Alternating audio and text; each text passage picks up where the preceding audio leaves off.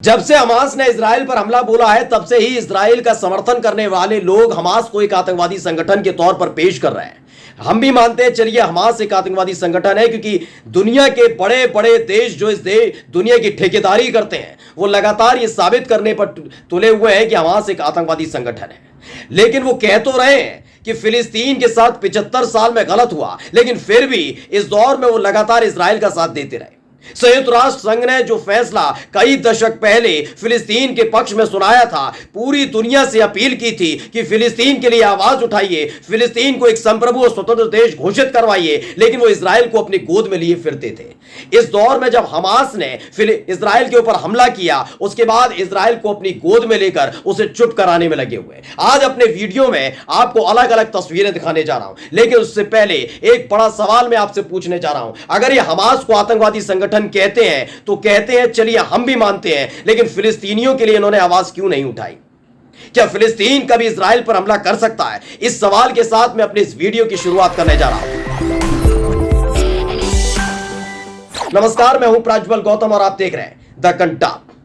सवाल यही है मेरा, क्या 1948 के बाद जिस तरह से फिलिस्तीन का हश्र इजराइल करता चला गया, उसके बाद आज क्या इतनी हिम्मत है फिलिस्तीन की कि वो इजराइल पर हमला करे?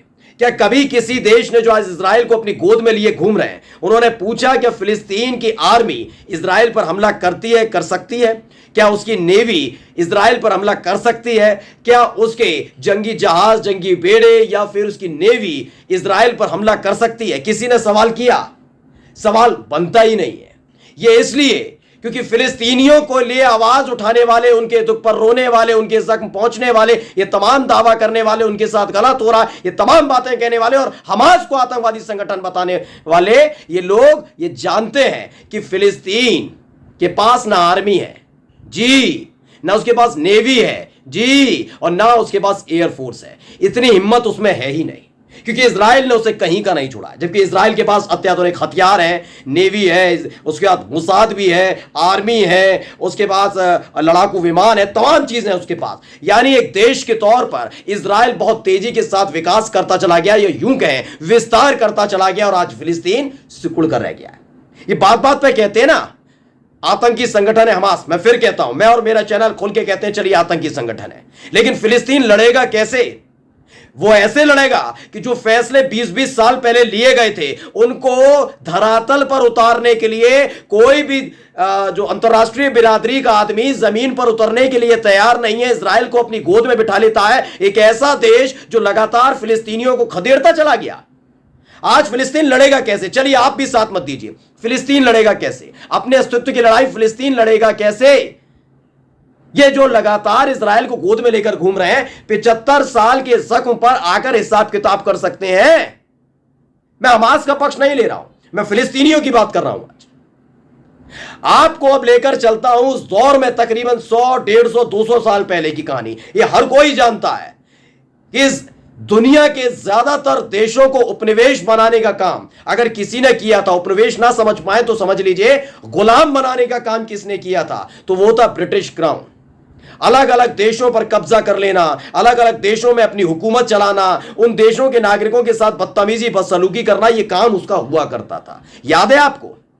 यह काम उनका हुआ करता था। ब्रिटिश आर्मी की तरफ से, यानी ब्रिटेन, इंग्लैंड की तरफ से अलग अलग देश जो उसके उपनिवेश यानी जो गुलाम बन चुके थे, वहां पर आर्मी के बड़े बड़े अधिकारी आते थे, गवर्नर रहा करते थे, वो देश चलाया करते थे। उन्हीं के अंडर में तमाम बड़े बड़े अधिकारी होते थे, और उसी देश के नागरिकों को, वहीं के नागरिकों को हायर करने के बाद उन्हें सेना में शामिल कर लिया जाता था। यानी उन्हीं के लोगों से, उन्हीं के लोगों पर हमला करवाया जाता था। यह पता होगा सबको, यह गुलामी के वक्त की बात कर रहा हूं। हर एक जगह की जहां जहां जो देश ब्रिटिश क्राउन के अंडर में गुलाम रह चुके हैं उनकी बात कर रहा हूं। क्या कभी उन देशों के बारे में आपने जाकर पूछा कि उनकी अपनी कोई आर्मी थी? अपनी कोई आर्मी वो रख सकते थे? नहीं। लेकिन जो लोग क्रांति की मशाल फूंकते थे, जो ऐसे ब्रिटिश क्राउन के खिलाफ आवाज बुलंद करते थे, जो ब्रिटिश क्राउन की हुकूमत को सीधे तौर पर चुनौती देते थे, जो लगातार गोरों के अत्याचारों पर को कुचल कर रख देते थे, ऐसे लोगों को लगातार शहीद कहा गया। जो पूरी स्वतंत्रता की लड़ाई में लगे, स्वतंत्रता सेनानी कहा गया, उनको इंडिपेंडेंस फाइटर कहा गया, उनसे कहा गया वो शहीद हैं, उन्हें हीरो माना गया, तमाम बातें कही गई। कौन थे वो आजादी के परवाने थे। अब एक बार फिर से लौटते हैं, हम फिर हमास की तरफ लौटते हैं। हमास एक आतंकवादी संगठन है। हमास इसलिए आतंकवादी संगठन है क्योंकि वो आधिकारिक तौर पर उस देश का यानी फिलिस्तीन की तरफ से सेना का रूप नहीं है, वो लड़ाकों का रूप था। अगर मानकर चलिए यही काम हमास जो कर रहा है और उसमें जीत जाता है, वहां के देश के लोग अगर हमास को अपने हीरो के तौर पर मानते हैं तो कैसे वो आतंकवादी संगठन हुआ, यह जानना होगा। ये फिलिस्तीनियों से जाकर पूछा, कभी जानने की कोशिश की कि फिलिस्तीन के लोग उसे क्या मानते हैं। मैं अब भी कहता हूं कि अंतर्राष्ट्रीय बिरादरी जो मानती है मैं भी वही मान लेता हूं, लेकिन आजादी की लड़ाई में अपने देश की आजादी की कसम खाने वाले हमास करेगा क्या? कौन सा ऐसा देश है जो ब्रिटिश क्राउन के अंडर में रहा था और उसने ऐसी खूनी हिंसा वाली लड़ाइयां नहीं लड़ी? एक देश बताइए जिसकी हिम्मत नहीं हो पाई।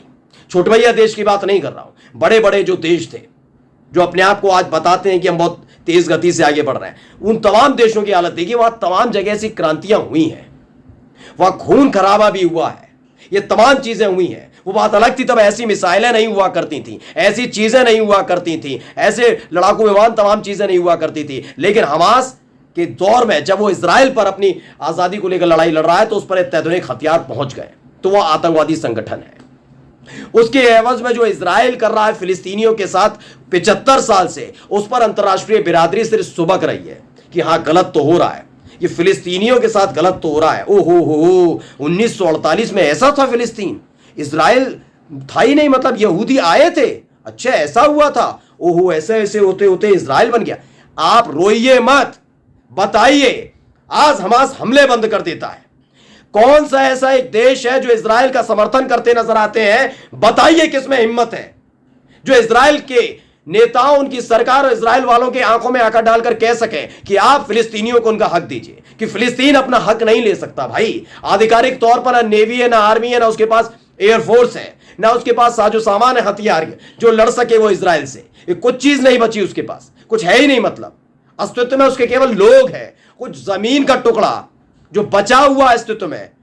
क्योंकि इजराइल जानता है जिस दिन वो फिलिस्तीन के ऊपर इस तरह का हमला करेगा, अंतर्राष्ट्रीय बिरादरी में कहीं ना कहीं उसकी थूथू हो जाएगी। और थूथू क्या, आप यकीन मानिए अगर इजराइल ने ऐसा किया, जो अब जो हालात बन रहे हैं ना, लेबनान से लेकर ईरान, ईरान से लेकर सऊदी अरब से लेकर रूस, ये सारे के सारे टूट पड़ेंगे जानता है। इसलिए उसके वजूद को जिंदा रखना चाहता है इजराइल भी, उसकी हिम्मत नहीं हो पा रही है। लेकिन जो करते रहे, क्या कभी किसी ने सोचा कि एकजुट होकर इजराइल को समझाया जाए कि आप शरणार्थी के तौर पर आए थे, देश पर कब्जा किया और उसके बाद ऐसी हालत कर दी कि फिलिस्तीन अपनी लड़ाई तक नहीं लड़ सकता। और जब आजादी के परवाने या आजादी के लोग आवाज उठाते हुए हमास जैसे संगठन खड़े होते हैं तो दुनिया क्या कहती है? आतंकवादी है। मैं फिर कहता हूं अपने वीडियो के माध्यम से, मैं हमास के साथ खड़ा नहीं हूं। हमास ने जो किया वो गलत है, लेकिन उससे भी ज्यादा गलत है जो इजराइल 75 साल से वहां पर कर रहा है।